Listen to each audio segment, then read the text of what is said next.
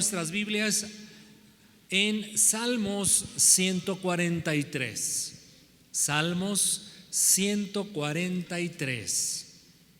Gracias a Dios. ¿Cuántos dicen gracias, Señor, por tu palabra? ¿Dios es bueno? Dios es muy bueno. Gracias a Dios.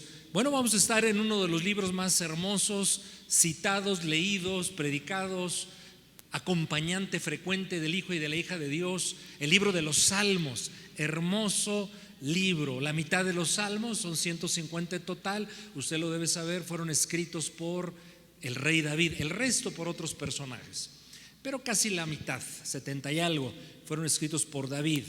Y dice el versículo 8 y hasta el 12. Vamos a leer a partir de esos versículos 8 al 12, Salmos 143. Los amigos y amigas, hermanos y hermanas que nos siguen en la transmisión, les bendecimos. Si pueden también tomar una Biblia, yo siempre le animaré. Discúlpeme, no es que sea de la vieja escuela, la vieja guardia, no, es que le aseguro que trae más beneficios usar una Biblia de papel. Usted puede escribir, anotar, hacer referencias y mnemotécnicamente es mejor la Biblia de papel. Pero si usted prefiere la digital, excelente idea también. Pero bueno, abrimos nuestras Biblias ahí en Salmo 143 y dice la bendita palabra del Señor: hazme oír por la mañana tu misericordia, porque en ti he confiado. Hazme saber el camino por donde ande, porque a ti he elevado mi alma. Líbrame de mis enemigos, oh Señor, en ti me refugio. Enséñame a hacer tu voluntad, porque tú eres mi Dios. Tu buen espíritu me guíe a tierra de rectitud. Por tu nombre, oh Jehová, me vivificarás. Por tu justicia sacarás mi alma de angustia. Y por tu misericordia disiparás a mis enemigos y destruirás a todos los adversarios de mi alma. Qué bonito termina el salmo: porque yo soy tu siervo. Identidad de hijos, pero de siervos. Padre, pedimos en esta hora la dirección de tu Espíritu Santo, porque necesitamos entender tu voz, oírla y aplicarla. A través de la meditación de la palabra, vernos transformando, equipando, renovando, dando fe, pero Señor, corrigiendo también. Ilumínanos, Señor. En lo personal solicito de tu gracia. Oramos en el nombre de Jesús. Amén. Si son de los que anotan en los boletines que les entregamos, el título de este mensaje: un clamor por libertad y un canto de victoria. Un clamor por libertad y un canto de victoria. En los versículos del 8 al 10 que hemos leído, encontramos, mis hermanos, 5 cosas, aspiraciones, peticiones que el salmista hace a Dios, y que yo podría decir son los elementos indispensables para vivir la vida que Dios quiere que vivamos. Le voy a decir de manera simple y sencilla: aspirar a la buena vida que creemos Dios nos quiere dar. De alguna forma el salmista nos apunta a elementos indispensables para que eso sea posible. Dice el versículo número 10: hazme oír por la mañana tu misericordia. ¿No necesitamos la misericordia del Señor, mis hermanos? Después dice: hazme saber el camino por donde ande. Otra petición hace: líbrame de mis enemigos. Cuarto: enséñame a hacer tu voluntad. Y quinto: y tu espíritu me guíe a tierra de rectitud. Pienso entonces que esto abarca las cosas más importantes de la vida, y el salmista nos lo resume en esas breves frases. Decirle, mi amado, que en cierto momento de la historia del pueblo de Dios, las palabras de este salmo se convirtieron en un canto que incluía un clamor por libertad, pero era también una exclamación de victoria.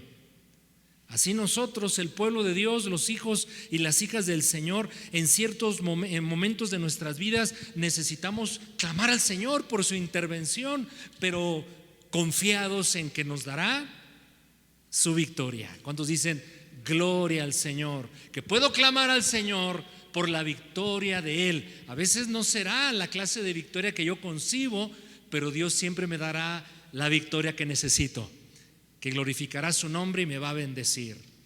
Vamos a meditar entonces en este salmo. ¿Qué fue lo que movió a su autor a escribirlo? ¿Qué luchas estaba librando? Y sobre todo, ¿por qué confía que Dios le dará la victoria? Así debemos caminar en la vida, mis hermanos, con esta perspectiva y con esta actitud que nos transmite este hermoso salmo. Vamos a dividirlo en 4 partes.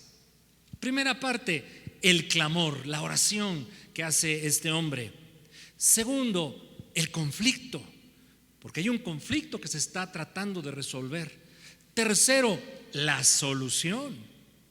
Pero cuarto, la exclamación de fe que proclama la victoria del Señor. ¿Qué le parece? ¿Entramos al salmo?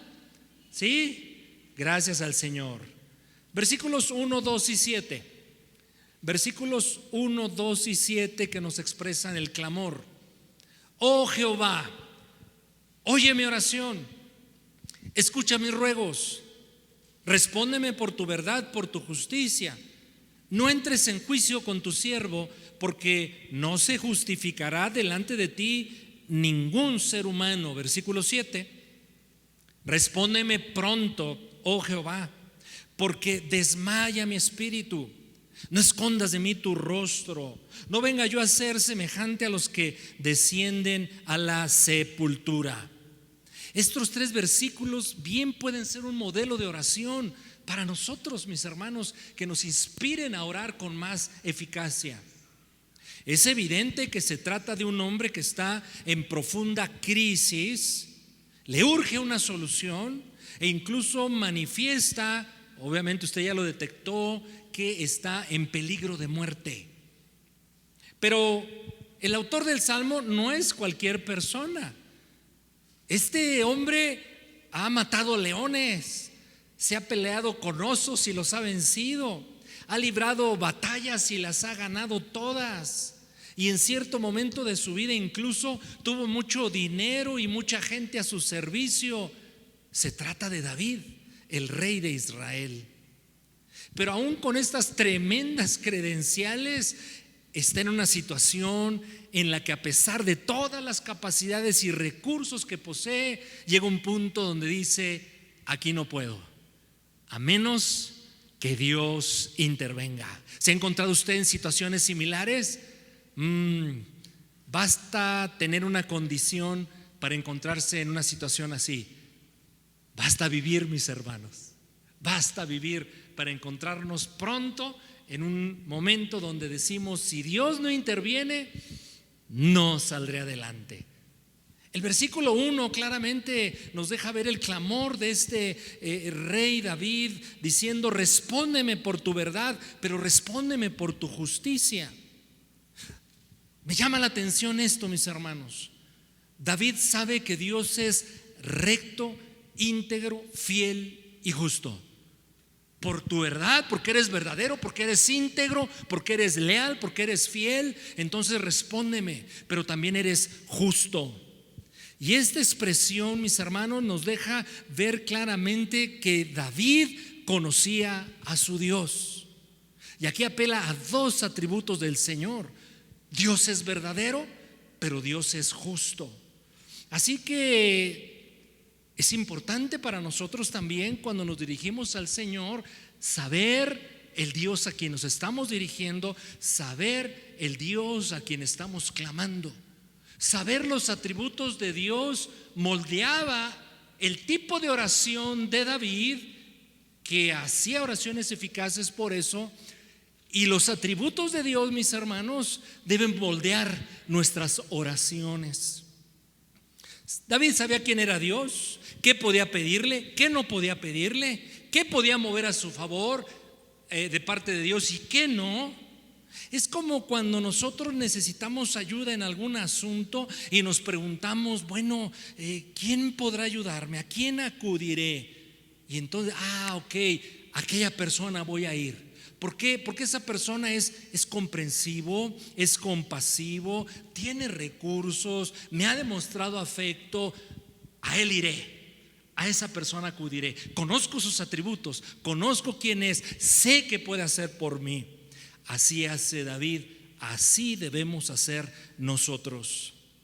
Por lo tanto, tenemos necesidad de conocer cada vez más y más y más a nuestro Dios, para saber cómo relacionarnos con Él, cuál es su voluntad, qué quiere de nosotros, qué tiene para nosotros, qué puedo esperar de Él, qué no le agrada. Y entonces, mis hermanos, nuestras oraciones serán eficaces.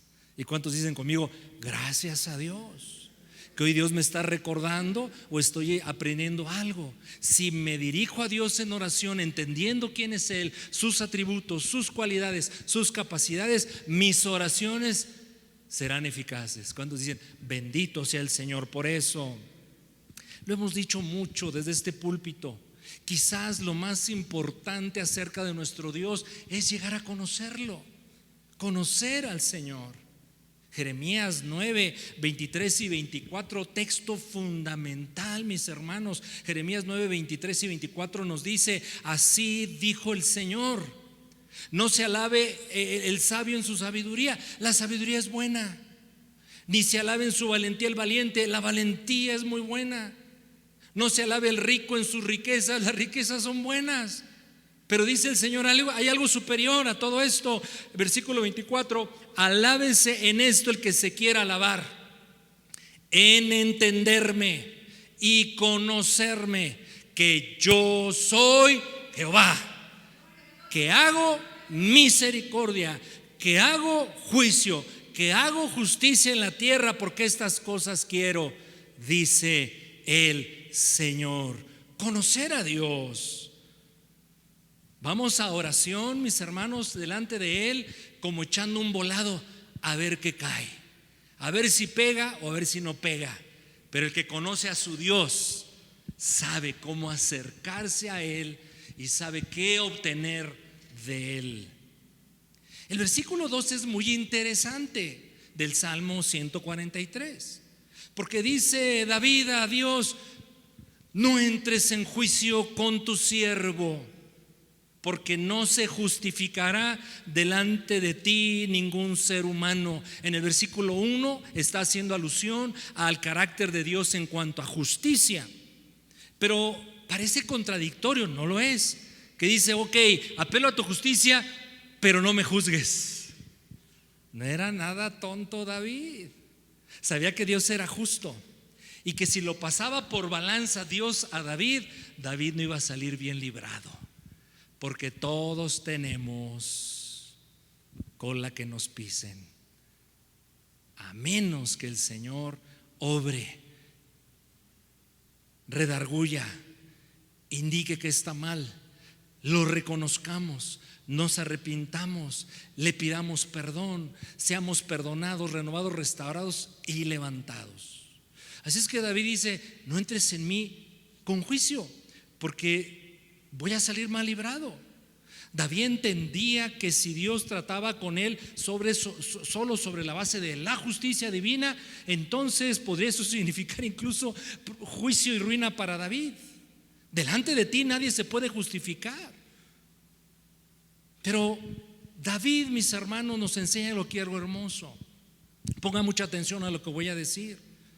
David está anticipando por la obra del Espíritu Santo lo que a los creyentes, a la iglesia cristiana, a nosotros nos resulta tan claro en cuanto a la justicia de Dios. Mire, me acompañe allá a Romanos, por favor. Romanos capítulo número 3.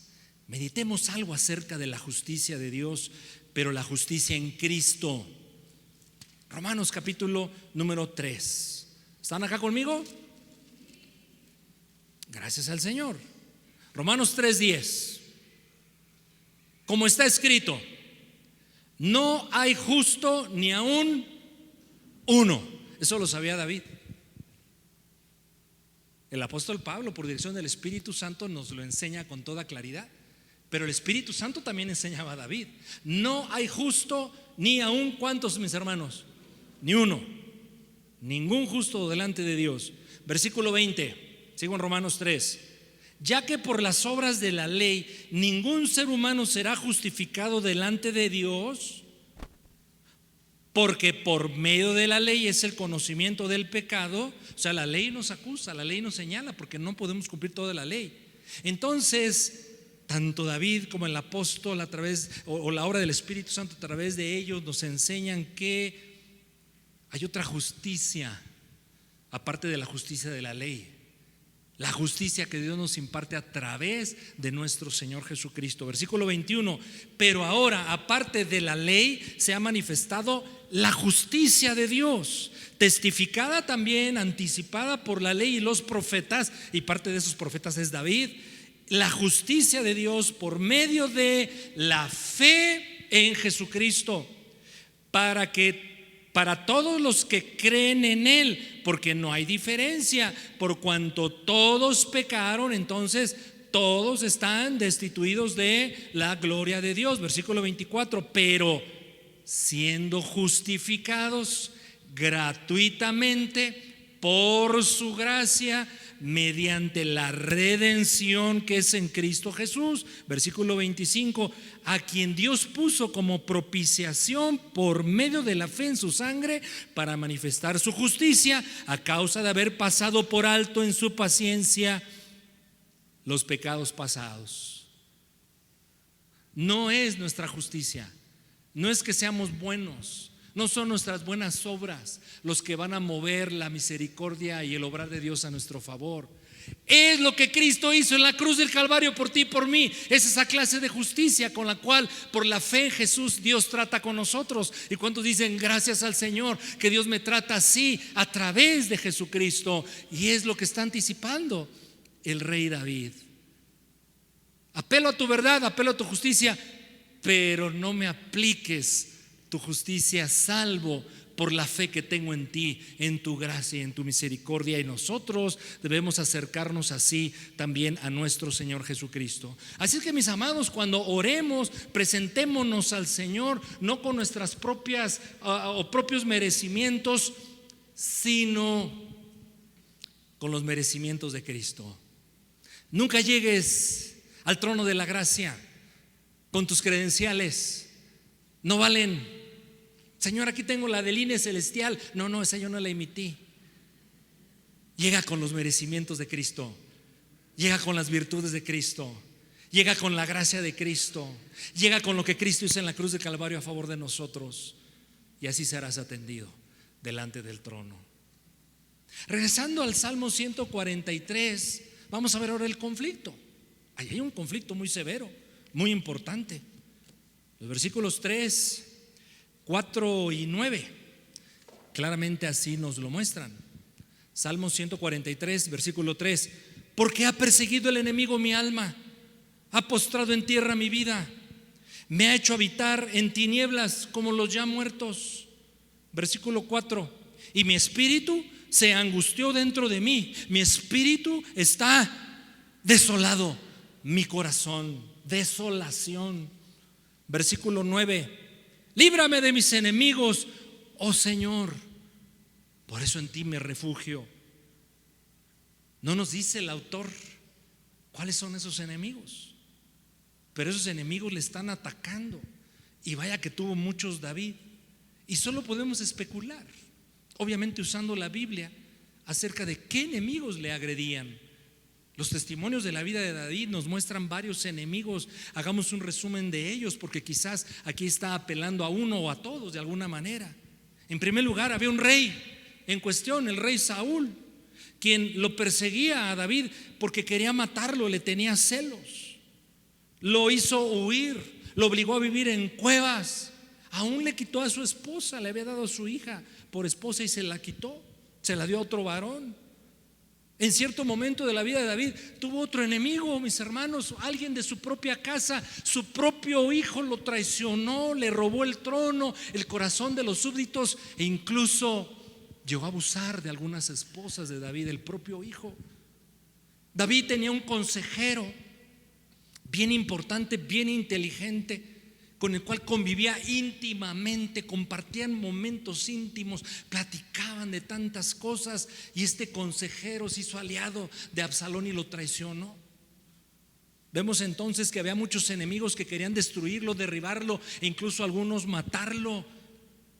¿Y saben qué elemento yo observo en estos tres? Saúl, Absalón y este consejero que parece ser es de nombre Ahitofel, que en cierto momento se le voltearon a David, querían destruirlo, pero aquí hay un elemento que le añade limón a la herida. ¿Sabe cuál es? Que David amaba a estas personas. Una cosa es que se levante contra ti aquel que tú sabes que te odia y que no es de tus simpatías, pero que se levante contra ti aquel que tú amas, que procuras y que te golpea por la espalda y te quiere clavar un cuchillo, eso provoca dolores profundos. Así está David. Líbrame de toda esa clase de enemigos. Obviamente sabemos que un enemigo es todo aquel o aquello que nos quiere dañar, herir, debilitar, destruir. Pueden ser personas, pueden ser situaciones exteriores como la pandemia de la cual ya estamos saliendo, que afectó salud, vidas, economías, etcétera. La economía nacional, que puede afectar los bolsillos, el negocio, los ingresos, la inseguridad, etcétera. Hay toda clase de enemigos que pueden ser personas, pueden ser situaciones, pero la Biblia claramente nos advierte de tres muy claros enemigos. Usted lo sabe, ¿cuáles son? Es como receta para el cristiano. Los tres enemigos que la Biblia claramente identifica, enemigos del Hijo y de la hija de Dios. ¿Cuáles son? Número uno, el diablo, el mundo, la carne. Que no se nos olviden, mis hermanos, las lecciones básicas, el ABC de la Biblia. Tú y yo tenemos tres aguerridos, poderosos, terribles enemigos que se llaman diablo, mundo, carne. El diablo nos acusa delante de Dios. El diablo nos mete dudas acerca del Señor. El diablo nos mete incredulidad. El diablo nos siembra temor. El diablo es terrible y no se anda a medias tintas, ¿eh? El diablo nos quiere destruir, existe, es real. ¿Usted ha tenido experiencias con el diablo? Pues cuando voy a ver al Toluca jugar nada más, ¿verdad? Todos los días el diablo está acechándonos, es un cazador terrible. El mundo, una sociedad que cada vez más se aleja de Dios y que ya no tiene empacho en decir que Dios no existe o que lo que Dios plantea a través de la Biblia o de la iglesia cristiana no sirve, es obsoleto, es negativo. El mundo que nos engaña vendiéndonos placeres falsos. Si no tengo esto, si no hago aquello, no voy a ser feliz. Y la persona que concluye esto de lo que el mundo le ofrece, entonces qué lamentable que no ha encontrado en su Dios el placer y la satisfacción profundas que necesitamos. Solo viene de Dios. La carne, nuestras malas tendencias, los malos pensamientos, los malos deseos, nuestras malas acciones, todavía las hacemos, ¿no es cierto, mis hermanos? ¿Sí o no? Fíjese, nada más la mitad, gloria a Dios, la otra mitad luego me invita un cafecito y me dice ¿cómo le hace? Pero la carnita, nuestros malos deseos siguen vigentes. Todavía concebimos malas cosas, todavía imaginamos malas cosas, todavía deseamos malas cosas. Eso se llama carne. Pero para todo eso hay provisión. ¿No cantábamos hace un momento? La sangre de Cristo, en tu sangre, Señor, hay poder en tu sangre. ¿Lo cantabas? ¿Solo por seguir la corriente a los de alabanza? ¿O es convicción en tu vida y sobre todo realidad en tu ser? Lo es. Fíjense acerca de estos enemigos, las victorias que el Señor describe en la Escritura que ya nos han sido dadas. Acerca del diablo y del mundo, dice Primera de Juan 4:4 y Primera de Juan 5:4-5. Repito, Primera de Juan 4:4. Hijitos, ustedes son de Dios y los han vencido, porque mayor es el que está en ustedes que el que está en el mundo. ¿Quién está en el mundo? Satanás. Pero ¿quién es mayor? El que está en nosotros, Jesús, que le venció. Pero nosotros también somos vencedores en él. Primera de Juan 5, 4 y 5. Primera de Juan 5, 4 y 5. Porque todo el que es nacido de Dios, ¿qué hace con el mundo? Otra vez, el que ha nacido de Dios, ¿qué hace con el mundo? Lo vence. Y esta es la victoria que ha vencido al mundo, nuestra fe. ¿La fe en qué? La fe en Jesús. Versículo 5. ¿Quién es el que vence al mundo sino el que cree que Jesús es el Hijo de Dios? Entonces yo ya sé discernir, sé distinguir. Aquí vivimos en el mundo, aquí nos dejó el Señor, tenemos misión, tenemos una asignación para establecer en mi ámbito de influencia la manifestación del reino de Dios. Yo venzo al mundo, no dejo que el mundo me seduzca, menos me atrape. Yo sé distinguir que sí, que no, porque tengo a Jesús. Venció al mundo, y dice este texto que yo también le venzo al mundo. Pero venzo a Satanás también en el poder del Señor Jesucristo. Y acerca de la carne, esa carne latosa, ¿verdad, mis hermanos? Como la Biblia no nos dejó una orden expresa que nos hiciéramos veganos para no andar batallando con la carne. Fíjese lo que dice Romanos 6 a partir del 11. Romanos 6 a partir del 11. Así también vosotros considérense muertos al pecado. Entonces viene el pecado, viene la tentación. Yo tengo esos deseos, soy tentado. Pero yo ya morí a través de Cristo en la cruz del Calvario. No tengo por qué hacerle caso a los malos deseos, a las pasiones desordenadas. ¿Por qué? Porque ahora yo soy vivo para Dios, quien es mi Señor, por cierto. Versículo 12. No reine pues el pecado en vuestro cuerpo mortal, de modo que lo obedezcas en sus concupiscencias. ¿Qué es la concupiscencia? Los malos deseos, las malas tendencias. Entonces, según este pasaje que lo escribió el Espíritu Santo a través de Pablo, dice al hijo y a la hija de Dios: tú tienes una capacidad que te di. Puedes obedecer a Dios y no obedecer tus concupiscencias. Versículo 13. Ni tampoco presentes tus miembros al pecado. No te metas donde no debes meterte. No practiques lo que no debes practicar. No vayas a lugares, no acudas a cosas que estén promoviendo los malos deseos en tus miembros. Dice: no te presentes, no presentes tus miembros al pecado como instrumentos de iniquidad, sino más bien preséntate tú mismo como vivo entre los muertos, y vuestros miembros, todo tu ser, a Dios ahora son instrumentos de justicia. Versículo 14. Porque el pecado, escucha esto, el pecado, ¿qué va a hacer en la vida del hijo y de la hija de Dios? Dígalo un poco fuerte, con convicción. ¿Qué hará el pecado sobre tu vida? Pues ya volví a pecar, volví a caer, soy débil. Pues tómate unas vitaminas para que no seas tan débil y en la próxima tentación agarres la onda. El pecado no se enseñoreará de los hijos y las hijas de Dios, mis hermanos. Pues no estamos bajo la ley que nos acusa y condena, sino bajo algo más poderoso, que es la gracia de Dios. Versículo 15, pregunta retórica: ¿qué pues? ¿Pecaremos porque no estamos bajo la ley, sino bajo la gracia? Y dice el apóstol: en ninguna manera. El conflicto, enemigos. ¿Puedes identificar en este momento algunos enemigos en tu vida? ¿Los hay o no los hay? Internos y externos. Te lo estoy preguntando. Trato de moverte a una reflexión. Trato de que en este momento tú digas: si tengo este enemigo, si tengo este otro enemigo.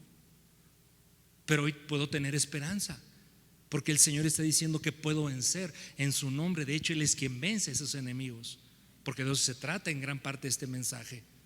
¿Qué enemigo tienes ahora mismo en tu vida? ¿Qué te está lacerando en tu corazón? ¿Qué te está trayendo angustia? ¿Qué te está robando la paz? ¿Qué te está desviando del propósito de Cristo en tu vida? ¿Qué te lleva fuera de los caminos del Señor? Esos son tus enemigos que te quieren destruir. Pero la tercera parte, según estructuré yo este salmo, nos lleva a la solución. la solución del problema. Versículos que leímos al inicio de mi participación. La solución, mis hermanos, el propio salmista, por la dirección del Espíritu Santo, él mismo está encontrando la solución que Dios le está dando para su problema, para su conflicto, para vencer sus enemigos. Versículo número 8, en su primera parte: hazme oír por la mañana tu misericordia. Me deja ver a mí cuando alude a la mañana. La mañana es lo primero en el día. Entonces yo pienso que lo primero que quiero saber de Dios es que Él tiene misericordia de mí por cuanto estoy en Cristo Jesús. Dicho de manera simple, podría ser: Dios debe ser como que lo primero que debemos nosotros tener conciencia cada mañana, cada que despertamos a un nuevo día. Dios, sé que estás conmigo, sé que entiendes mis luchas. Tú sabes antes que yo lo que el día me depara, me comprendes, me ayudas a pesar de mis errores, porque eres misericordioso. Esta misma idea de las misericordias matutinas de Dios, más adelante el profeta Jeremías lo dice muy bien en el peor momento de su vida. Jeremías 3, 22 y 23 leemos: por la misericordia del Señor no hemos sido consumidos, porque nunca decayeron sus misericordias. Y 23: nuevas son cada mañana las misericordias del Señor, porque grande es su fidelidad. Él es fiel a nosotros aunque nosotros no lo seamos. Esa es misericordia. Hazme oír por la mañana tu misericordia, le decía el salmista David a Dios. Lo primero que entonces parece ser, nos indica la Escritura, es que desde que nos despertamos, mis hermanos, entendamos que nuestra vida está en un Dios que le gusta, le agrada obrar misericordia con los suyos. Sigue diciendo el Salmo 143 en el versículo 8, en la segunda parte: hazme saber el camino por donde ande. Hazme saber el camino por donde ande. Como decir, dame la sabiduría para distinguir entre lo que es bueno y entre lo que es malo. Dame sabiduría para tomar las mejores decisiones. Tú y yo, mis hermanos, andamos por un camino, y ese camino es el mismísimo Señor Jesucristo. Él dijo: yo soy el camino. Pero ese camino también debemos entender, ¿es ancho o estrecho? ¿Cómo es el camino que nos es propuesto por Cristo? ¿Es ancho, muy grande, o es estrecho? Es estrecho. Por eso lo dice la Biblia, no yo. Pocos son los que andan por ahí. La mayoría no anda por el camino de Dios. La mayoría anda por el camino amplio, espacioso, pero dice Jesús, nuestro Señor, y lleva a la perdición. Pero el camino estrecho, que es el propio Señor Jesucristo, ¿hacia dónde nos conduce? Hacia la salvación. Hazme saber por dónde debo andar. Necesito tu sabiduría. Parte de la solución tiene que ver con el clamor que hemos estado considerando hasta este momento. Dice el versículo número 9: líbrame de mis enemigos, oh Jehová, en ti me refugio. Líbrame de mis enemigos, Señor, en ti me refugio. Aquí hay algo muy bonito, mira, presta atención, esto es muy lindo. En la cultura oriental, en los tiempos antiguos, pero recién descubrí que también en el tiempo actual, hay una costumbre bien interesante.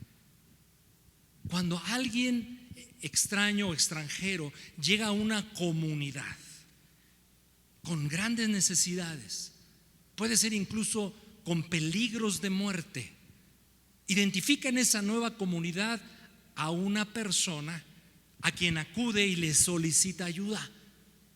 Ayúdame, estoy en necesidad, estoy en conflicto.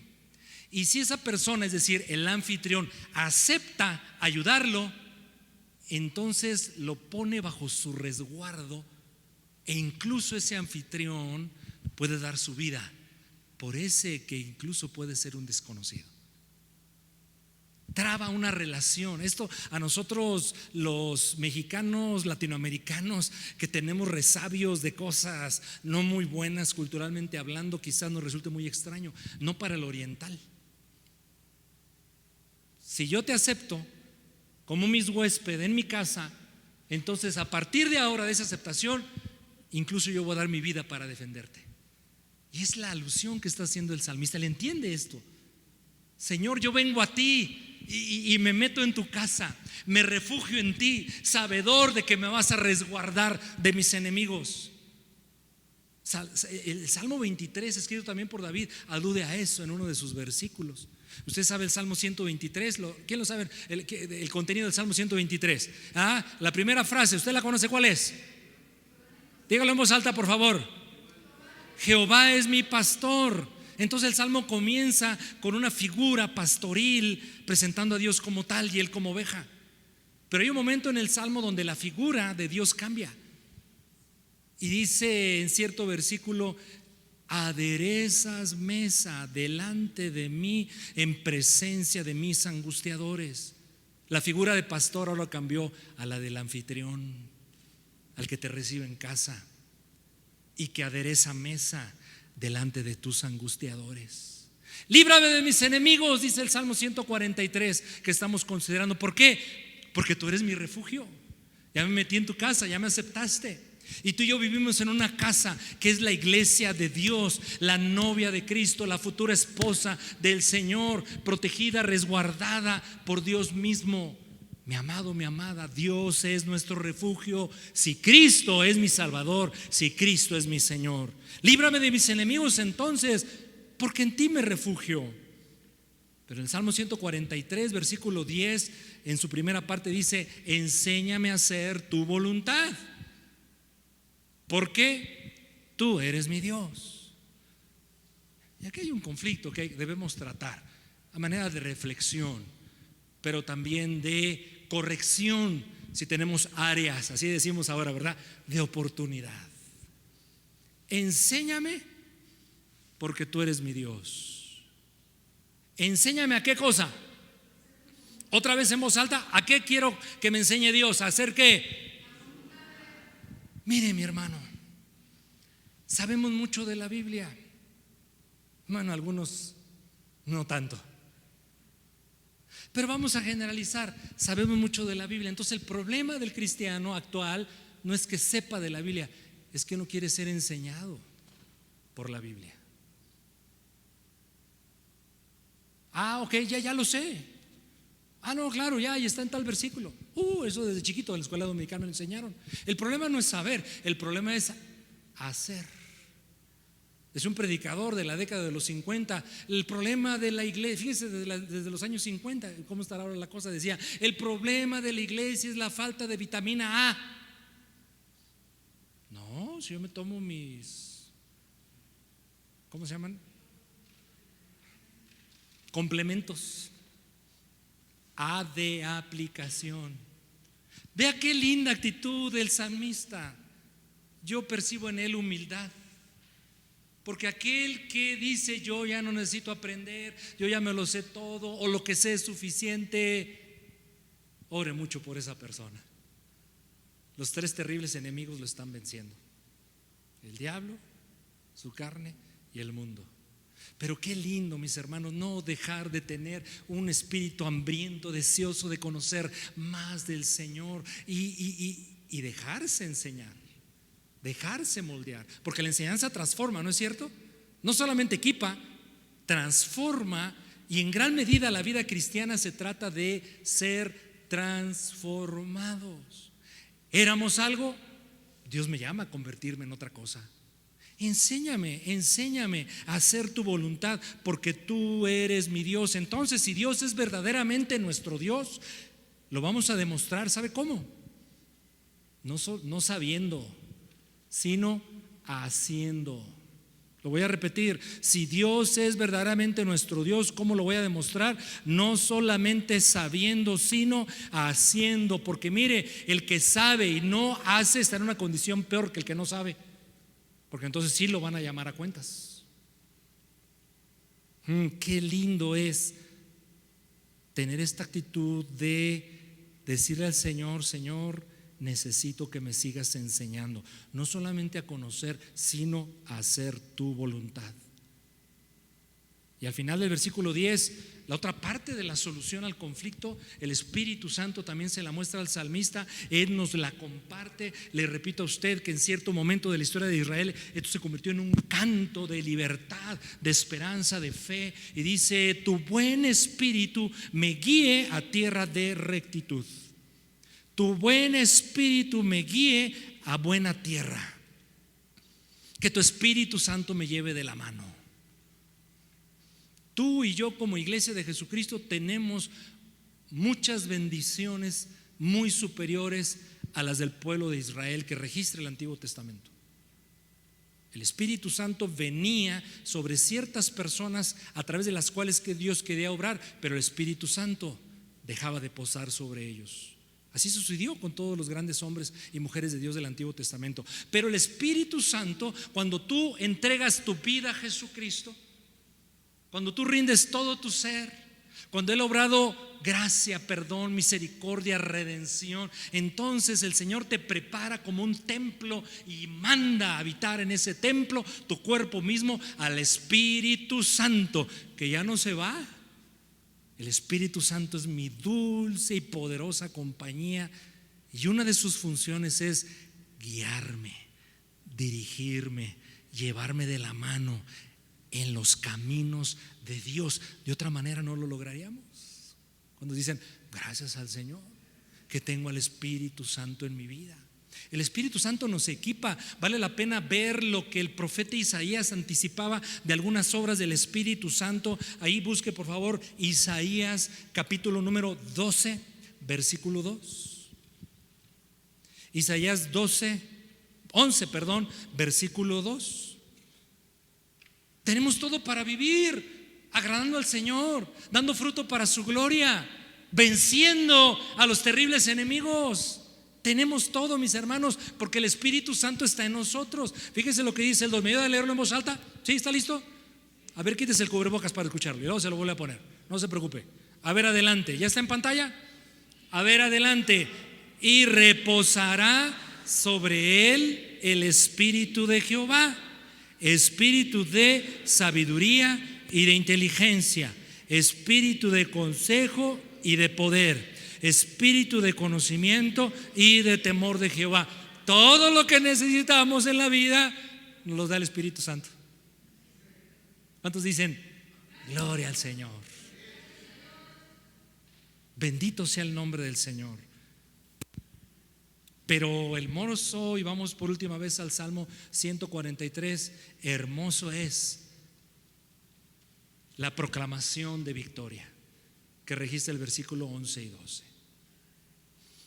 Ha presentado el salmista su clamor. Sabe orar, recuerde. Apela a los atributos de Dios.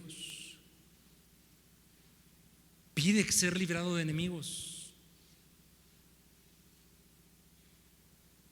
Ha presentado su conflicto, su caso al Señor. El Espíritu Santo le ha mostrado la solución. Y ahora hay algo bien hermoso, mis hermanos, que yo creo que el Señor quiere enseñarnos más y más y más en ello, sin caer en los excesos, en las malas doctrinas que ahora se promueven, de la proclamación de fe y de la confesión de fe. Haga a un lado todo eso. Lo bíblico es lo que hoy estamos considerando, porque es claro el testimonio que nos deja el autor de este salmo. Porque él, en medio del conflicto, de las soluciones divinas que le está proveyendo el Espíritu Santo, en los versículos finales de este hermoso salmo, ahora hace un canto de victoria. Ahora se atreve a proclamar la victoria de Dios sobre su vida. Y eso es fe en acción, mis hermanos. Es pues la fe, la certeza de lo que se espera, la convicción de lo que no se ve. Y en medio del conflicto, en medio de la lucha, como sabe quién es su Dios, como sabe que Dios ya se metió en el asunto, porque Dios le ha dado caminos de solución, entonces dice el 11: por tu nombre, oh Señor, me vas a vivificar, no me matarán mis enemigos. Por tu justicia sacarás mi alma de la angustia. El alma, ¿verdad? El centro de los pensamientos, las emociones, la voluntad. Por tu misericordia disiparás a mis enemigos, y por esa misericordia destruirás a todos los adversarios de mi alma. Ojo, ¿cómo termina el salmo?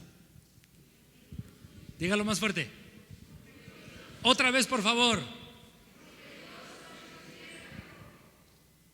Qué lindo presentarnos delante de Dios, sí como hijos, pero como siervos. Inclinemos nuestro rostro en nuestro lugar. Un clamor por libertad, un canto de victoria. Es el contenido de este hermoso salmo. Salmo que nos enseña a orar eficazmente, que apela a los atributos del Señor. Salmo que nos enseña a buscar el rostro de Dios, no presentando nuestros propios argumentos, credenciales, méritos, sino los méritos de Cristo Jesús. Un salmo también didáctico que nos enseña las soluciones de la vida en esas 5 acciones particulares de los versículos 8 al 10.